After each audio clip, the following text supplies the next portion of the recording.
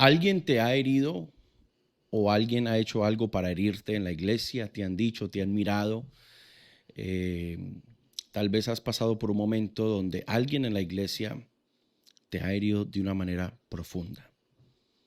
Bienvenidos a la oficina del pastor, un espacio donde hablamos de las cosas que pasan en el corazón, pero que rara vez se mencionan en voz alta.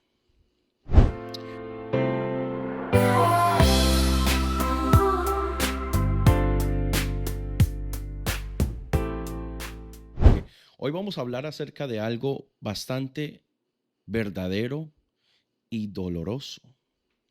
Las heridas provocadas por la iglesia.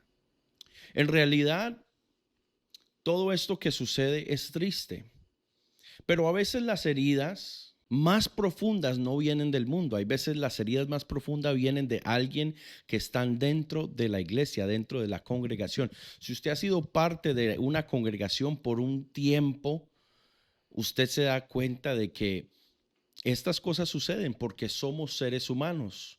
La iglesia está compuesta por humanos, personas que están todavía siendo perfeccionadas y cambiadas por el poder del Espíritu Santo. Y entonces esto no es algo que te esté sucediendo a ti solamente, sino que es algo que está sucediendo en la iglesia en todo el mundo. Personas que son heridas o por liderazgo, son heridas por alguien en la congregación, tal vez por un comentario, tal vez por una manera en que te miraron, tal vez por una manera en que te hablaron, ¿cierto? O te maltrataron. Hay muchos casos de abuso de liderazgo, abuso ministerial, y todos estos casos se dan en general en la iglesia en todo el mundo porque somos humanos. Pero hoy vamos a hablar acerca de 5 principios que podemos aplicar a nuestra vida con el fin de llegar a la sanidad espiritual, porque Dios no quiere que nosotros nos quedemos en la herida. Dios no quiere que nosotros quedemos heridos, sino que nosotros prosigamos a la sanidad, prosigamos a la meta, ¿cierto? Entonces vamos a hablar de 5 principios que podemos nosotros aplicar a nuestra vida con el fin de llegar a esa sanidad espiritual. Y este principio número 1 es algo que tal vez no se habla tanto, que quiero hoy darte este consejo. Número 1, tenemos que reconocer el dolor. Claro que sí, el dolor real. Hay veces muchas personas, ¿cierto? Quieren como encerrar este dolor, pero nosotros tenemos que reconocerlo. Si nosotros queremos sanar, tenemos que reconocer el dolor. Y reconocer el dolor significa ser honesto con nosotros mismos y con Dios acerca de lo que sientes. No minimizando, no disfrazando con frases cliché lo que nos está sucediendo, ni enterrarlo como si nunca hubiera pasado ni existiera.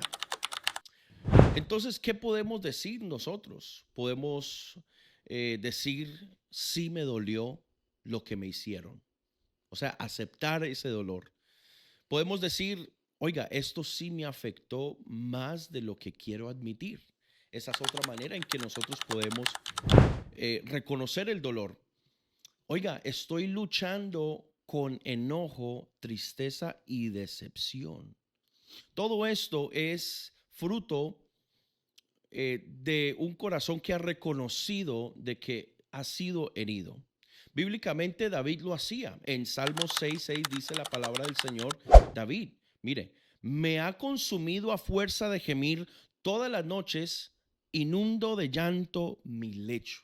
O sea, él estaba reconociendo su dolor. No tenía miedo de hablar de su dolor. David, siendo cierto un hombre conforme al corazón de Dios, reconoció su dolor. Y Dios no lo rechazó por eso, sino que Dios lo escuchó. Y cuando nosotros reconocemos el dolor que hemos sufrido en la iglesia, Dios nos escucha, Dios no es ajeno a eso. Salmo 34:18 dice: cercano está Jehová a los quebrantados de corazón y salva a los contritos de espíritu. Entonces reconoce este dolor y ve al Señor en oración para que tú comiences el proceso de sanar, ¿cierto? Y dice la palabra que cercano está Jehová a los quebrantados de corazón y salva a los de contrito de espíritu. Está bien admitir que te hirieron, pero ignorarlo no hace desaparecer ese dolor. La sanidad comienza con la honestidad. La sanidad comienza cuando tú eres honesto con ti mismo y con Dios. Un predicador una vez dijo: Dios no puede sanar lo que finges que no está roto. Dios no puede sanar algo que tú vas a esconder. No, tienes que traerle esa herida a Dios y ser honesto con Dios y decirle: Señor, ¿sabe que esto sí me hirió? Y entonces muchas veces intentamos cubrir las heridas en nombre de la fe, ¿no?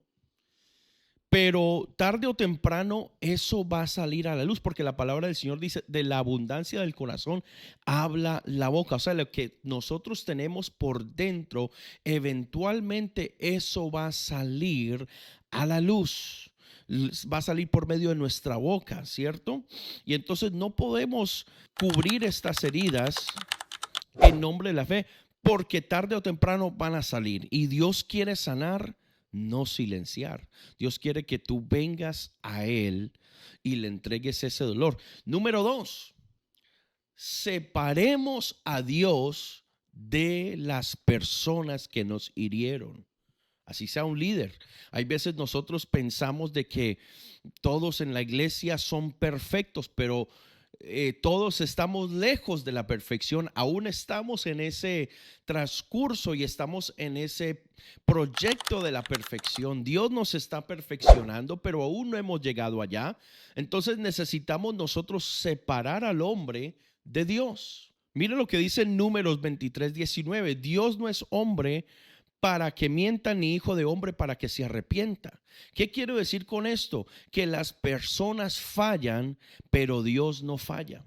Quiero decirle que el que te hirió no fue Dios, porque yo sé que hay veces nosotros queremos culpar a Dios.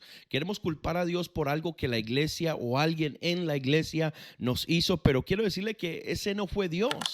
Esa fue la humanidad. El dolor de la iglesia a veces hace que pensemos que Dios nos falló, pero fueron las personas actuando desde su propia humanidad, ¿cierto? Muchas personas se preguntan: ¿y por qué hay tanta maldad? ¿Será que Dios es tan malo que permite tanta maldad en el mundo? No, es de la misma humanidad que surge y que manifiesta toda esta maldad en el mundo. Lo mismo en la iglesia. Somos personas que estamos siendo perfeccionadas y eso abre la puerta para que tal vez alguien salga herido. Pero no es Dios, es la humanidad. Un pastor una vez dijo: la iglesia es un hospital para pecadores, no un museo para santos o perfectos. Eso es lo que muchos necesitamos entender, de que en la iglesia no hay perfección. Una vez un predicador dijo: encontré la iglesia perfecta. Cuando estaba manejando por tal calle, encontré la iglesia perfecta. Y entonces todos en el auditorio se preguntaron: bueno, ¿y cuál es esta iglesia perfecta? Y él dijo: era una iglesia donde no había ni un ser humano. No había nadie en esa iglesia. O sea que era la iglesia perfecta, porque mientras que la humanidad está en la iglesia no es perfecta. El perfecto sí es Dios y Él es quien nos está perfeccionando. Entonces, no dejes que las fallas de otros te roben tu relación con Dios. Porque Dios no fue el que te falló, fue la humanidad, porque Dios nos ama. ¿Cierto? Dios siempre nos habla con respeto. Dios siempre nos habla con amor. Dios siempre nos habla con cariño. Número 3, necesitamos permitir tiempo para sanar.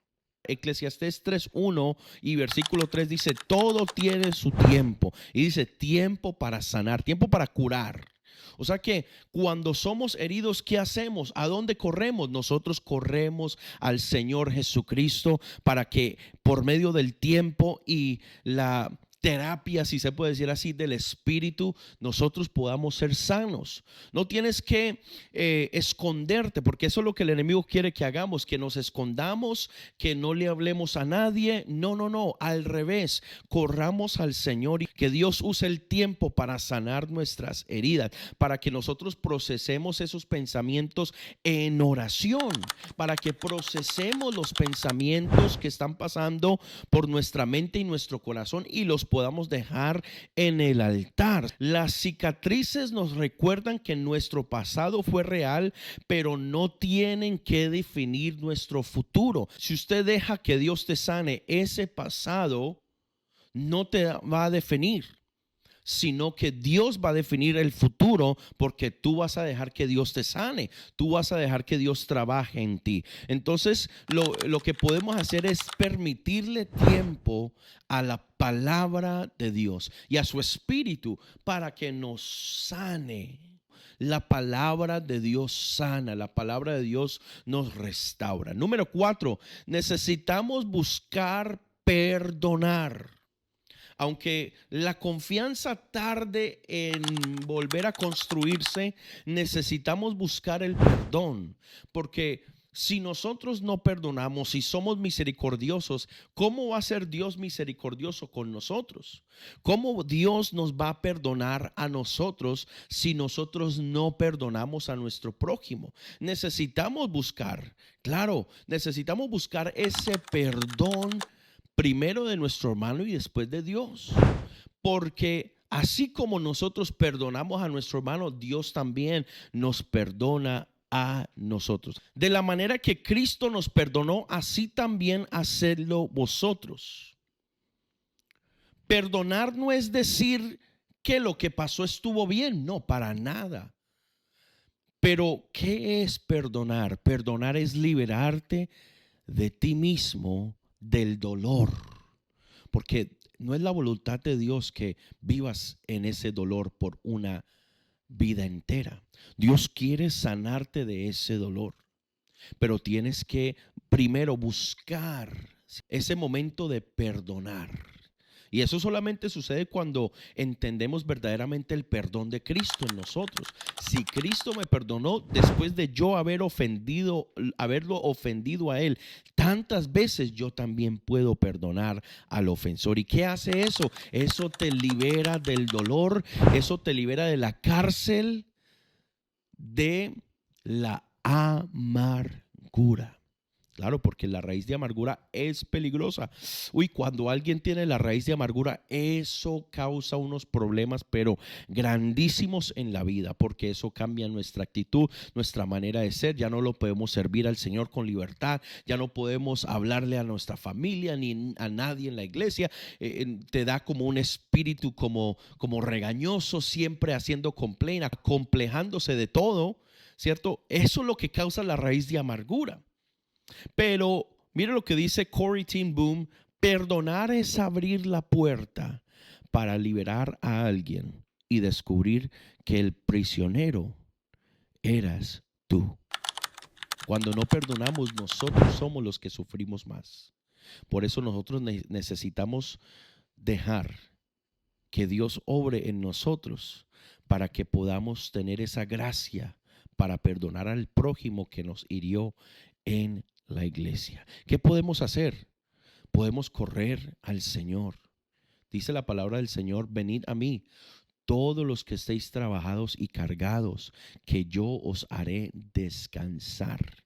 Mirándolo de una manera práctica, lleva esos pensamientos, esa amargura, llévasela al Señor en oración. Pasa al altar. Llórale a Dios. Ya no le llores más a esa situación. Llórale a Dios y dígale: Señor, sáname. Y Dios te va a sanar. Habla con tu pastor. Habla con el líder. siéntese con Él, desahóguese con el Señor en oración. ¿Cierto? Habla con Dios. Dios te va a sanar. Mire que cuando entras en la presencia de Dios y tú comienzas a llorar, tú vas a sentir esa presencia gloriosa de Dios. Entonces, si has sido herido por alguien en la iglesia, escúcheme bien. Jesús no es indiferente a tu dolor. Él está contigo. Él está contigo. Y quiero decirte que sanar es posible, porque para el que cree, todo le es posible. Y tú puedes salir de esto y te puedes levantar y vas a servir otra vez y vas a tener un corazón sano para amar. Vas a ser restaurado. Ser restaurado es posible. Hay personas que están tantos años metidas en el dolor y en la ofensa que piensan que ser restaurados en su vida cristiana no es posible, pero quiero decirte que sí es posible. Claro, tú no estás solo. Dios está contigo y te está esperando. Ven a mí, que yo te daré descanso.